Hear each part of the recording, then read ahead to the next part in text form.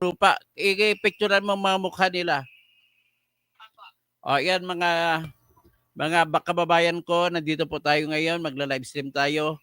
Napilitan na po tayo kasi may nanglulusob na inchik, si Elmer C.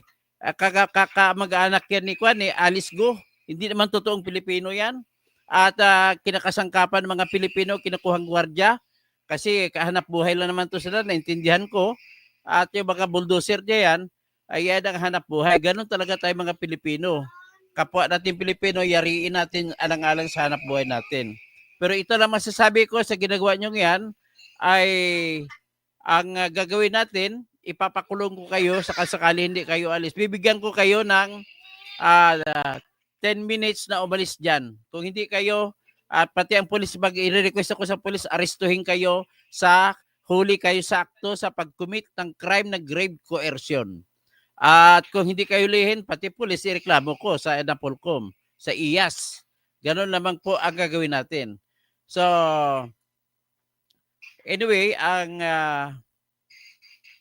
kinukuha ko ngayon ang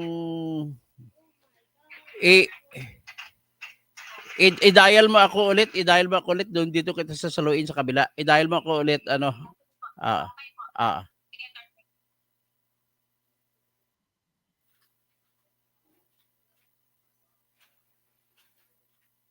Ay.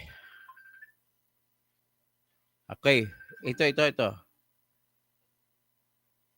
O, ito, pakibukas mo yung kamera mo. O, yan. So, natin, ang i-live stream ko para makita ng buong mundo, para makita ng krami kung ano nangyayari dyan. Pagkikusapin mo si Mikey.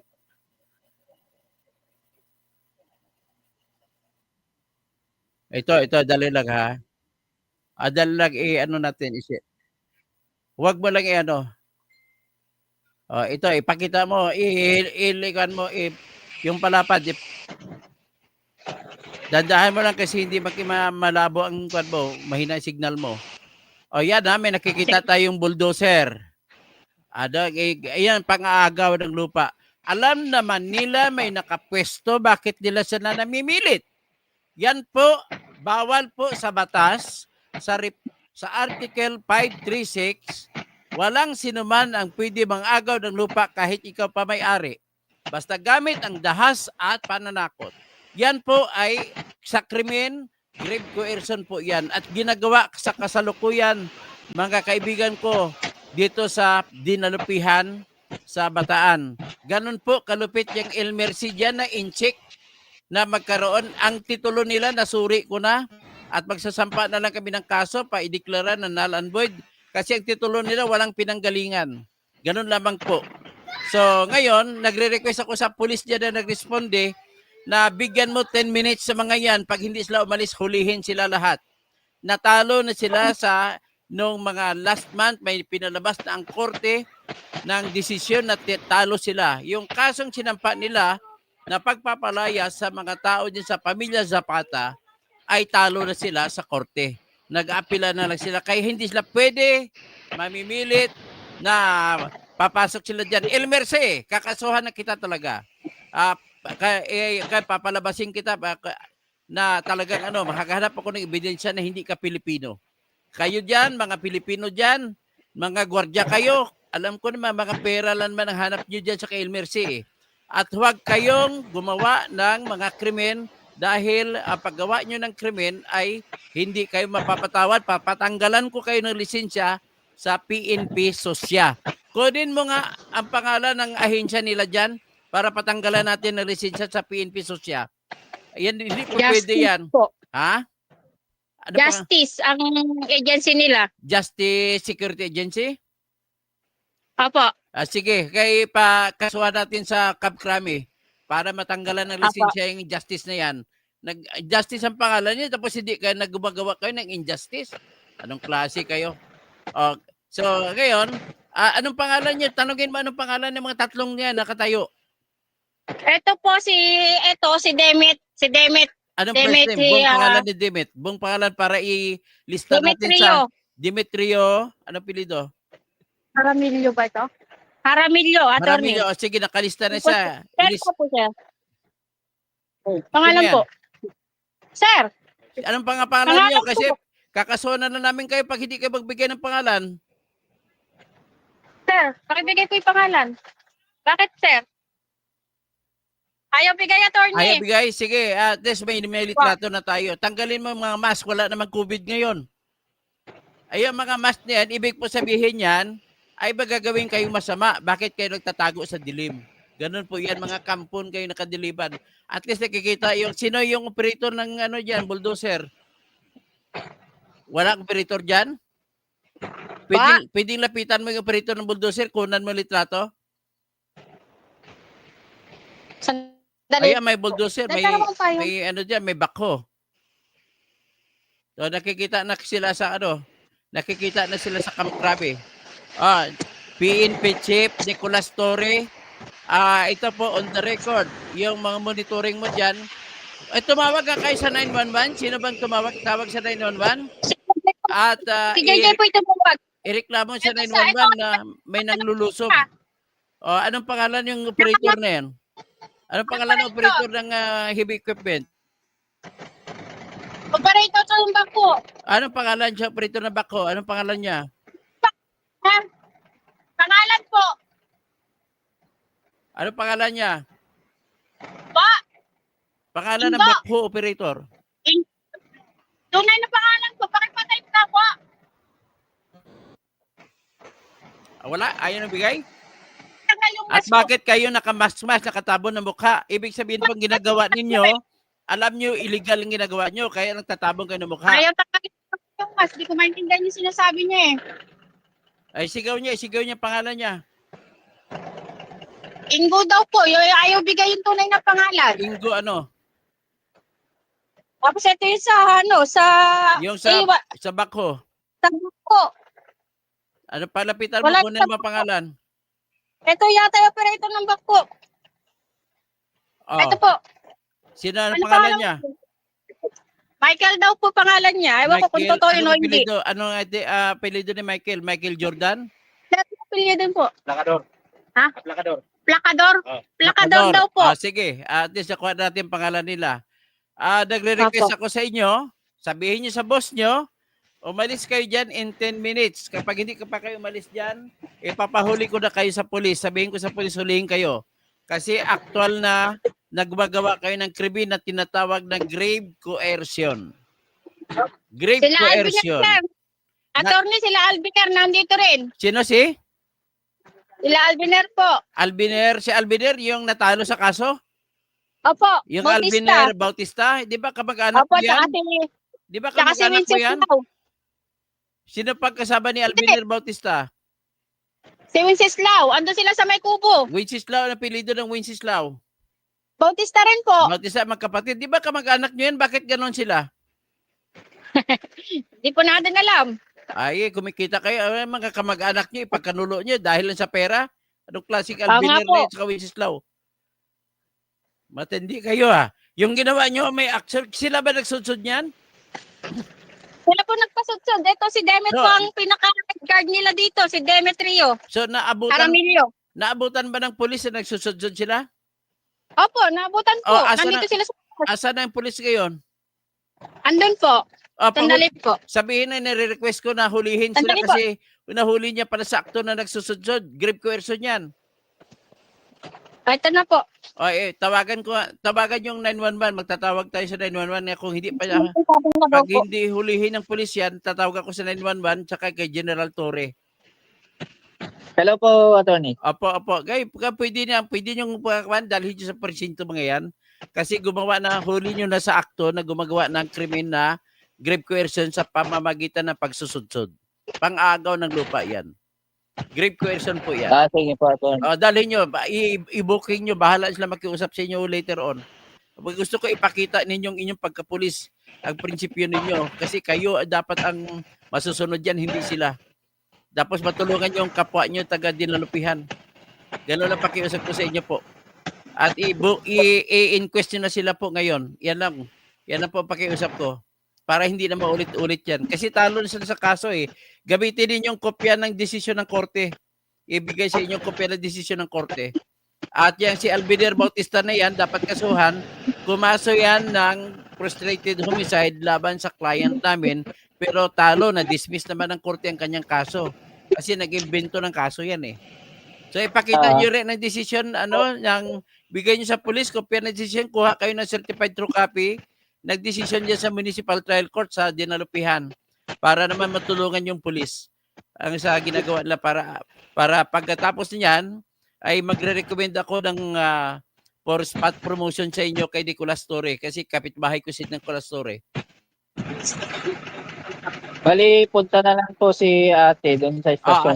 Sige po, sir. Ano po ang pangalan niyo, sir? Captain Lucas po. Captain Lucas. First name mo po, sir? Ano po? First name po. Juanito Lucas. Sige, sir. Thank you, salamat. Yung kasama mong pulis, ano po ang pangalan, sir? Si Stella. Estela. Patrolman Estella. Ano po? Patrolman Estella. Patrolman Estella. Estella. First name po ni Patrolman Estella. Ace Vincent Estella. Esbim? Ace Vincent. Vincent. Sige. Salamat po sa inyo, sir. Yun na lang. Bali, kanina po, kayo po yung tumawag sa 911. Magtatawag, iba tatawag kami sa 911 ngayon. Kung hindi na kami tatawag, kung andyan na kayo, action na kayo, hindi na ako tatawag. Kanina po kasi kaya kami napunta agad dito, tumawag yung kasama sila. Zapata. Sila tumawag, hindi ako. Fernando Zapata. Okay. Sige, salamat po, Captain. Sige po, kausapin ko rin si OP namin. Kay Patrolman Estella, maraming salamat po sa inyo. Kumusta na lang ako kay, sino ba si Marcos pa rin ba ang kernel nyo? Ang COP? Opo, tatawagan ko rin po. Regards lang kay Colonel Marcos. Maraming salamat sa pagpa-responde ninyo. Wala pang 5 minutes ata, nandiyan na kayo. Sige po, Sige nasa po. follow up kami kanina. Magsusulat ako po kay General Nicolas Torre sa napupurihin ko kaysa may bilis din yung aksyon na nakarating kahit napigilan ang kung ano mang karahasan ng mangyari. Salamat po, Okay, sir. Salamat po mga sir. Sige po. Sige, kausapin ko na lang yung mga namin, si Mrs. Dueñas. Pasalamat kayo sa pulis, pasalamat kayo sa pulis para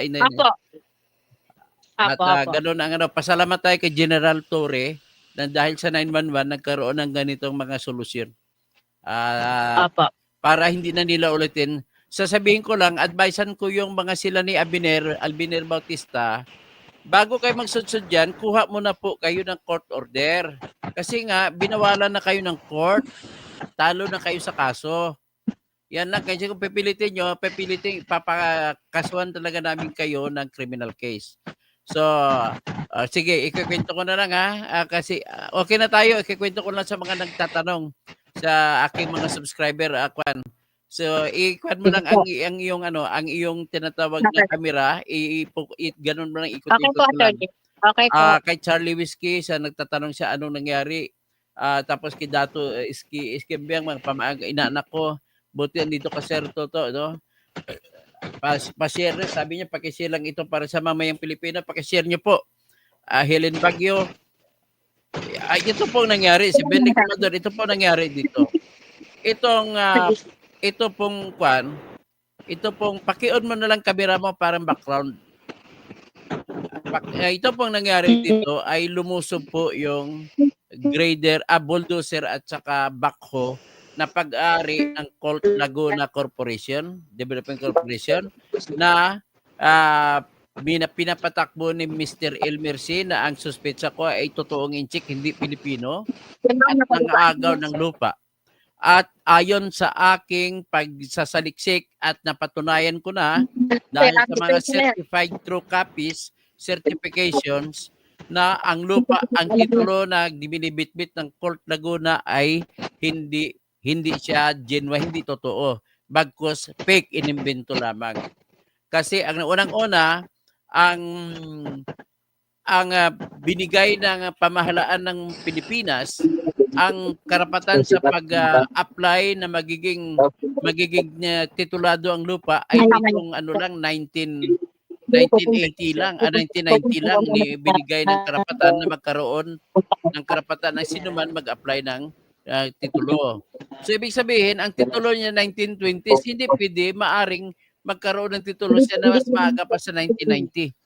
So ang kanyang titulo na yan, ginamit na ni Ilmirsi sa Colt Laguna ang titulo na yan at kinasuhan nila ng ejectment o unlawful detainer o forcible entry ay itong pamilya Zapata dyan sa barangay Pinulot o barangay, ano bang barangay siya? Ano bang barangay ka dyan? Pinulot? Sa Dinalupihan, Bataan. At natalo sila sa korte. At ang sinabi ng korte, wala kayong katwiran. Nasa katwiran itong mga nakatira dyan. Matagal na sila nakatira dyan, 70s pa. Wala pang putok ng, actually earlier than 70s, Marcialupa, nandiyan na sila, ang pamilya nila. Tapos nagsasaka sila dyan sa bundok ng Bataan, sa Dinalupihan. At nagtataka na lang sila, bigla na lang lumitaw itong last 5 years.